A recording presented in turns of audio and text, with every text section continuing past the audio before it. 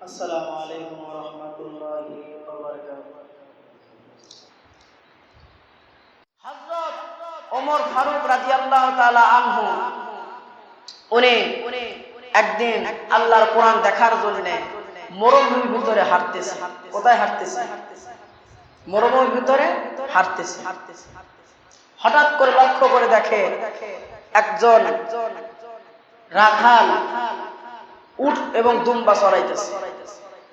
হযরত ওমর সামনে যায় তাকে সালাম দিলেন, আসসালামু আলাইকুম ওয়া রাহমাতুল্লাহি ওয়া বারাকাতুহু। ও রাখাল, আমাকে তোমার উটের এক পেয়ালা দুধ দাও। কি দাও?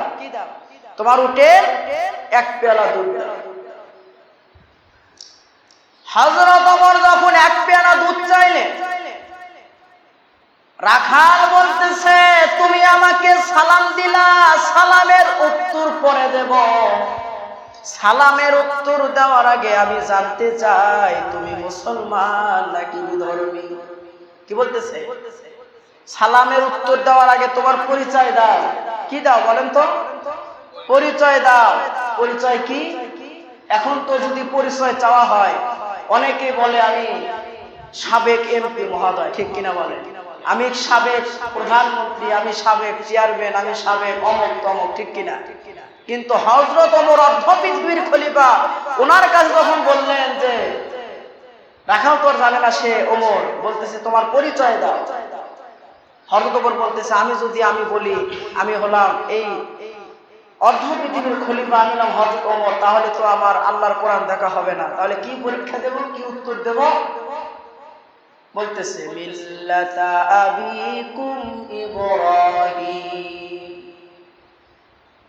আমি হলাম একজন মুসলমান, আমার পরিচয় হলো আমি মুসলমান। রাখাল বলতেছে, তুমি যদি মুসলমান হও, তুমি যদি সত্যকারের মুসলমান হইতা, তুমি আমার কাছে কখনো উটের দুধ চাইতা না। কি চাইতা না? উটের দুধ চাইতা না। কারণ এই উটের মালিক কিন্তু আমি না। আমি যদি উটের মালিক হইতাম, তুমি আমাকে রাখাল বলতা না। আমি হলাম উটের মালিক না, আমি তোমাকে দুধ দিতে পারবো না। হযরত ওমর বলতেছে, ও রাখাল, আমি তোমার কাছে দুধ চাই, কেউ তো এখানে দেখবে না, তোমার মালিক কোথায়? হযরত ওমরের কথা শুনে রাখাল বলতেছে, মালিকের বাড়ি একটু দূরে, তুমি আগে মালিকের থেকে হুকুম নিয়ে আসো। মালিকের কাছ থেকে হুকুম নিয়ে আসার পর আমি তারপরে তোমাকে উটের দুধ দেব। বলেন সুবহানাল্লাহ। হযরত ওমর বলতেছেন, উটের দুধ তো আমি নিতে চাই, কিন্তু তোমার মালিকের বাড়ি অনেক দূরে। আমি তোমাকে 2টা টাকা দিচ্ছি, টাকার বিনিময়ে তুমি আমাকে 1 গ্লাস উটের দুধ দাও। হযরত ওমরের কথা শুনে লোকটা বলতেছে, তুমি হলা ভণ্ড, তোমার ভিতরে ঈমান নাই। বলেন নাউযুবিল্লাহ। কি নাই? তোমার ভিতরে ঈমান নাই, কারণ তুমি হলেন একজন মুসলমান। তোমার ভুল হয়ে গেছে, তুমি তওবা করো। তুমি হলেন একজন মুনাফিক, তোমার কাছে আমি বলেছি তুমি তোমার পরিচয় কি? তুমি বলেছো আমি মুসলমান। তুমি যদি সত্যকারের মুসলমান হইতা, তুমি কিন্তু আমার কাছে টাকা দিয়ে উটের দুধ চাইতা না। এই কথা শুনে হযরত ওমর বলতেছে, আমি কি করব? রাখাল বলতেছে, তোমার তো ভুল হয়েছে, তওবা করতে হবে। তুমি তো মূর্খ মানুষ, তওবা করতে জানো না। আমার সাথে তাহলে তওবা করো। সবাই আমার সাথে বলেন আস্তাগফিরুল্লাহ রাব্বি মিন কুল্লি যামবি ওয়া আতুবু ইলাইহি লা হাওলা ওয়ালা কুওয়াতা ইল্লা বিল্লাহিল আলিয়্যুল আযীম। হযরত ওমর বলতেছে, আমি তো তওবা করলাম, তাহলে তোমার মালিকের বাড়ি যেহেতু দূরে, টাকার বিনিময়ে দুধ দিবা না। তাহলে শুনে নাও, আমার একটু পাহাড়ে এরোতে যাই, আমাকে 1 পেয়ালা দুধ দাও। সঙ্গে সঙ্গে বলতেছে, এখানে দুধ দিয়ে যদি হযরত ওমরের বাহিনী দেখতে পায় আমাকে গ্রেফতার করবে, তোমাকে গ্রেফতার করবে। এই বয়সে গ্রেফতার হওয়ার আমার হিম্মত নাই, এই বয়স আমার কিন্তু নাই। পাহাড়ে হতে যাইয়া যখন আমাকে দুধ দেব, তোমার মনে ঈমান না, এখানে যদি দুধ দেই হযরত ওমরের বাহিনী দেখবে, হয়তো 2-1 দিন জেল খেটে তারপরে বের হতে হবে। কিন্তু পাহাড়ে হতে যাইয়া আমি যদি তোমাকে দুধ দেই, হযরত ওমর দেখবে না, আমার মালিক দেখবে না, কিন্তু যেখানে কেউ দেখে না ওখানে দেখে কে বলেন তো দেখি? যেখানে কেউ দেখে না ওখানে দেখে হলো আল্লাহ। আমি তোমাকে দুধ দিতে পারবো না, আমি এখানে দুধ দিতে পারবো না, আমি তোমাকে কোনো জায়গায় দুধ দিতে পারবো না, কারণ যেখানে কেউ দেখে না ওখানে দেখে হলো আমার আল্লাহ। বলেন সুবহানাল্লাহ। সঙ্গে সঙ্গে হযরত ওমর দৌড় দিয়া পাহাড়ের উঠে যাইয়া 2 রাকাত নামাজ পড়ে আল্লাহর দরবারে হাত তুলে বলে রব্বুল আলামিন, যেখানে আল্লাহর কোরআনের আইন চলে ওখানে হযরত ওমরের মতো মানুষকেও রাখাল তওবা করাই। বলেন সুবহানাল্লাহ। হযরত ওমর চোখের পানি ফেলে কাঁদতেছে। এমন সময় রাখাল এসে বলতেছে, ভাই কেনতে কোনো লাভ হবে না, আমি তোমাকে দুধ দিতে পারবো না। এমন সময় ওই হযরত ওমর রাখালকে বলতেছে, রাখাল, যে আল্লাহকে না দেখে তুমি ঈমান আনছো, যে ওমরকে তুমি না দেখে ওমরের শাসনকে তুমি মেনে নিয়েছো, ও রাখাল ভাই, আল্লাহর কোরআনকে মেনে তোমার জীবনে কি আশা আছে? বলেন সুবহানাল্লাহ। সঙ্গে সঙ্গে রাখাল বলতেছে, রব্বানা আতিনা ফিদ দুনিয়া হাসানাতাও ওয়া ফিল আখিরাতি হাসানা ওয়া কিনা আযাবান নার। বলেন আল্লাহু আকবার। আমার জীবনে 2টা আশা। প্রথম নাম্বার আশা হলো আমি হযরত ওমরকে না দেখিয়া হযরত ওমরের শাসনকে মেনে নিয়েছি। প্রথম নাম্বার আশা হলো আমি মৃত্যুর আগে একবার হযরত ওমরকে দেখতে চাই। বলেন সুবহানাল্লাহ। 2 নাম্বার আশা হলো মৃত্যুর পর আমার আল্লাহ রাব্বুল আলামিন যেন আমাকে জান্নাত দান করেন। বলেন সুবহানাল্লাহ। সঙ্গে সঙ্গে হযরত ওমর বলতেছে, রাখাল ভাই, তোমার 2টা আশার ভিতরে 2য় নাম্বার আশা আমার আল্লাহ দরবারে কবুল হয়ে গেছে। বলেন সুবহানাল্লাহ। কি বলতেছে? 3য় নাম্বার আশা আল্লাহর দরবারে কবুল হয়েছে। এবার হযরত ওমরকে লক্ষ্য করে রাখাল বলতেছে যে 2য় আশা আমি মরার পরে জান্নাত পাবো, এইটা তুমি সহজেই বললা, এটা তো বাকি মৃত্যুর পরে সাবজেক্ট, ঠিক কিনা বলেন? কিন্তু প্রথম নাম্বার হযরত ওমরকে যে দেখবো, এইটা তো তুমি বললা না।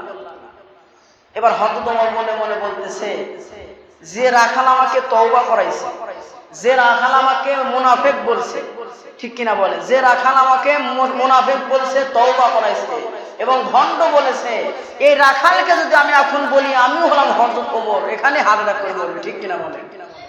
এবার হযরত ওমর বলতেছে, রাখাল শোনো, তুমি যদি হযরত ওমরকে দেখতে চাও তাহলে মসজিদে নববীর ভিতরে ফজরের আযানের সময় সামনের কাতারে যায় দাঁড়াইবা।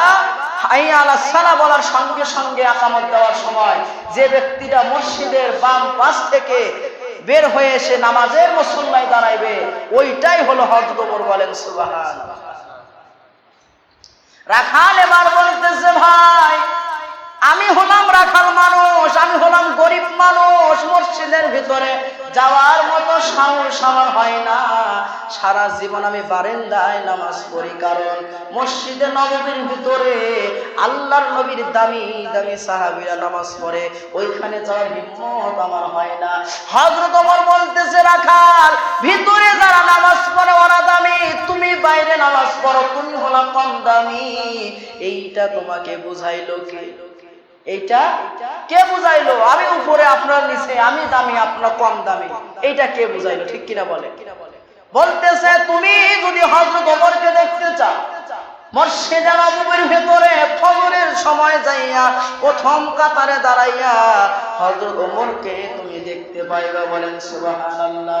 এই কথা শুনে রাখাল পরের দিন ফজরের সময় মুয়াজ্জিন যখন আসসালাতু খায়রুম মিনান নাওম বলে আযান দিছে, সঙ্গে সঙ্গে রাখাল এবার ওযু করে মসজিদের ভিতরে যখন আল্লাহুম্মা সালি আবওয়াবা রাহমাতিক বলে যখন ডান পাও দিয়ে মসজিদের ভিতরে প্রবেশ করে, হাজার হাজার সাহাবায়ে কেরাম রাখালের জন্য রাস্তা তৈরি করে দিয়েছে। বলেন সুবহানাল্লাহ।